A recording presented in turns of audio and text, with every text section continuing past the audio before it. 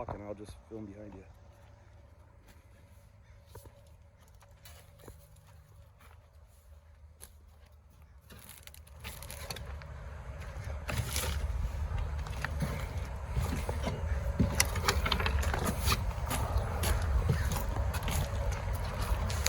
All right.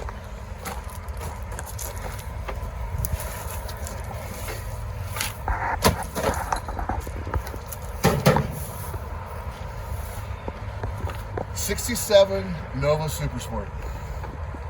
Nice. I have a customer in Yucaipa that at the place called the Chicken Ranch. So anybody in Southern California that's big in the business has heard of the Chicken Ranch. The Chicken Ranch used to be actually a chicken ranch with all these huge buildings that were, and at some point the chickens weren't there anymore. I don't know why. But it became a car place where people would go out and they would rent chicken coops that were cleaned out with concrete floors, and they would have their car project. So at the weekends, there'd be like, I don't know, 200 or 300 people out there working on different cars, boats, all kinds of crazy stuff. So anyway, eventually the city got wind of it, and it became a real problem because of the city. So pretty much everybody got kicked out. But D, my buddy, still has stuff over there because he owns part of it somehow. And this was sitting there, and I saw it. It was just a body up on top of some stands, had no fenders or anything else on it. And I'm like, hey, what's up with the Nova? He's like, oh, that belongs to a guy who used to work for me, and he left it. So I guess it's for sale. I go, how much? He goes, I don't know. What do you think? I go, how about $800? He goes, all right. We're a '67 Nova. Okay, it's just a body shell. Remember, there are no doors, no fenders, no suspension, nothing underneath it. It's just a body shell, bare body shell. So I go, hey, I'm gonna come get that Nova, and so I go up there, I pick it up, I give him the money for it. I load it on a trailer. He goes, oh, follow me over to another building, and we'll get all the parts for it. I'm thinking, what? So we go over there, and we get 2 sets of doors, 2 sets of fenders. Oh, the shit. hood, the front suspension, there was no rear end or springs in it. Now, the floor is already cut out of it. It must have had a rusty floor. But it's ready for a new floor, but there's no floor in it yet. So, anyway, I got a okay, so there's no title or anything for it. So I figured, okay, well, it's going to be a problem child getting registered. So I go down to my DMV place and I run the numbers on it, and they're like, "Oh, it's clear. There's nothing on it." So I got the paperwork on it, and lo and behold, it's a real Super Sport Nova. So I got what I would consider an unobtainium '67 Nova for $800. Don't tell anybody, okay? If I go to sell it, it's gonna be like $8,000. So as of right now, it's not for sale because I've always wanted one. And now I got one, and there it is. Sweet. It's a '67 Nova. So, as you can see, my collection I've acquired over the last 40 years. I have a thing for wooden boats. That's a wooden deck, flat bottom right there.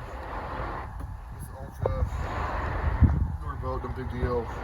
But I have a bunch of older boats in the back over there. Got a couple of unibodies over here. My GMC, which everybody decides they want now. My El Camino. So, the El Camino. So, back in the day, when eBay first came out, a lot of people didn't really know how to use eBay. They would go on and Hold on. I'm going to interrupt you. Okay. Let's walk over to the El Camino. Let's walk over to the El Camino. Yeah. Okay. I bought a TCI front and rear suspension. Yes, it was $9,000 new. I bought it for $2,000. Oh, shit. That's the deal. Dude, you got so much stuff. What's the pickup cab in the corner? Cab? Yeah. 46 Hoard. Okay. Okay, El Camino. Okay, so 67 factory big block El Camino. So like I said, back in the day, people didn't know how to list things on eBay. I became kind of an eBay asshole. Excuse me. I became an eBay jerk. So what you do, it's all about the search words back then. And they didn't have all the car covers and the stupid things they have now. Back then you could search for El Camino, but if you did it really general, like right from the everything thing, you would find that they listed that thing under lawn and garden, okay? Or some weird place. They put it in the wrong place. And I don't forget where it was under, but it was under some stupid area, and no one bid on it. I got that for $200. Holy shit.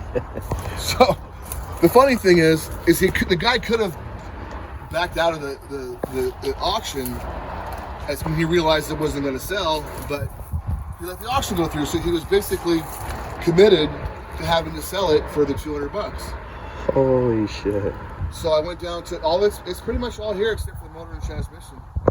It's super solid. It's ugly right here, but you know that doesn't really bother me at all when you restore a car. It's Oh yeah. not gonna party. Especially for somebody like you. So I go down. So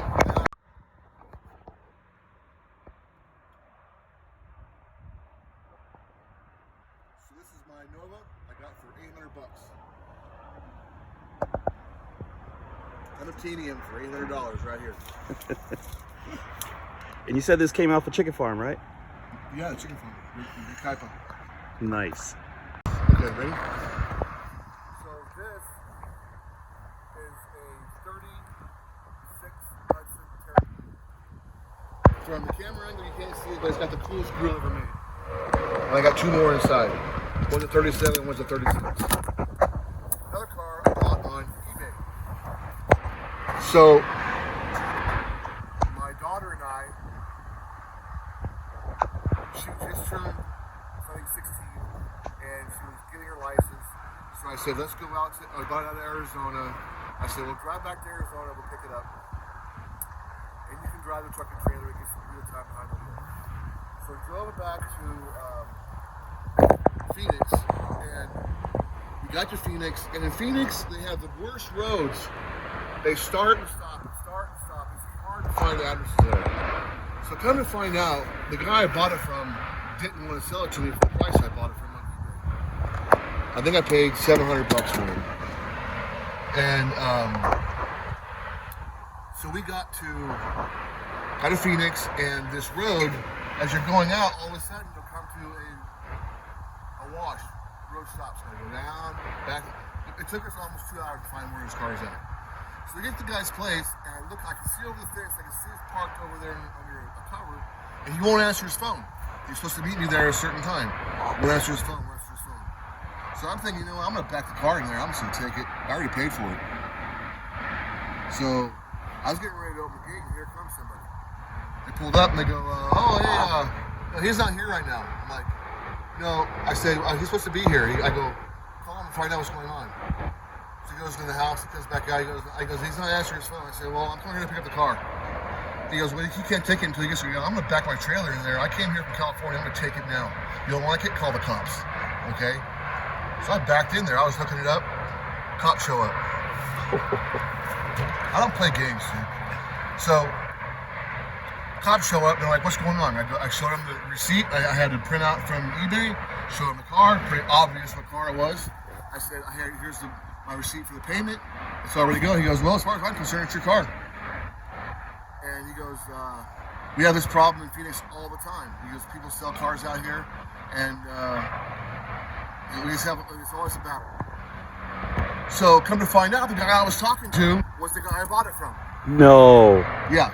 So he was playing the game like he was his friend, but he was the guy. Shit. So he goes, I don't want to sell it. He goes, I don't want to sell it now for what he paid for it. And the cop goes, it's too bad, dude. You already took the money. Yeah. If you would have taken the payment, then you probably have a leg to stand up. But you already took the payment. Right. Okay? So if you would have sent his money back or something like that, had some kind of receipt for that, then it wouldn't have mattered. So I'm sitting there, and all of a sudden, here comes like the Phoenix Mafia, a whole bunch of off-road trucks, and they're there to help out. So the cop calls backup. So there's like 4 more cop cars show up. It's starting to get stupid. Holy right? shit. I already have this thing halfway up my trailer. I have a rollback trailer. The thing's already halfway up my trailer. I don't know that I'm so the guy was like standing right in front of me, trying to nudge me away from my trailer. It started getting physical. So the cop pulls his gun out and says, "Back up." It started getting dumb. And my daughter was there now, right? I said, "Get in the truck.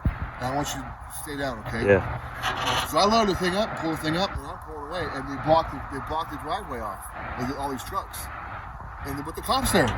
Holy shit. Yeah. So finally, I sat there and I said, I had a cop standing next to my door. He goes, "What do you want to do?" I said, "I'm taking this thing home with me." I go, "Look at my truck." I said, "I will take out the most expensive truck parked there." Okay. I said, "I have the worst truck here, dude. Trust me." And then I'll sue their asses and I'll get myself in the truck. He goes, "Well, you gotta do what you gotta do, right?" I go, "Yep." So the other cop comes over and he goes, "Look," they're gonna let you go, but they want to sue you and they're gonna try to get the car back. I go, "Hey, whatever, wear yourself out." Yeah. Okay. Sue eBay while you're at it. Let's get all of it good. So they let me out. I go, "Could you guys do me a favor and at least follow me to the freeway? So I don't get some of these dumbasses." He goes, "I'll tell you what, we're gonna go out and we're gonna block the road so they can't leave because it was a one-way in, one-way out." Oh, okay. So I got out, I blocked the road, and they were trying to follow me. Yeah. Oh, shit. And it must have been another way out. I don't know, because as soon as they realized the cops were there, they all turned around and went some other way. They would probably catch up to me. But instead of going to the freeway, I went toward Glendale and then just hung out in Glendale for a couple hours in a restaurant, and I got the freeway and left. Nice. So, Holy shit, man. yeah. That's So crazy. It was a disaster. Yeah. And then got a freeway drove home, and been sitting here for about 12 years. That's not that long ago. The cool grill, right? I bought it for the grill. I bought it for the grill in the front fender. I was gonna from here forward. I was gonna make pull together, lose the back door, make it into a coupe, lose the front end. These grills go for about $1,200 a piece. Shit. Damn. And I have a 37 and a 36. And this is a 37. I think 36. So anyway, that's the story of the Hudson Terraplane. And it looks exactly like I bought it. Oh, man. Cool. Stay tuned for more stories of the Hoard. I have like 85 more cars and every one of them's got a story. Bye now. Talk to you later.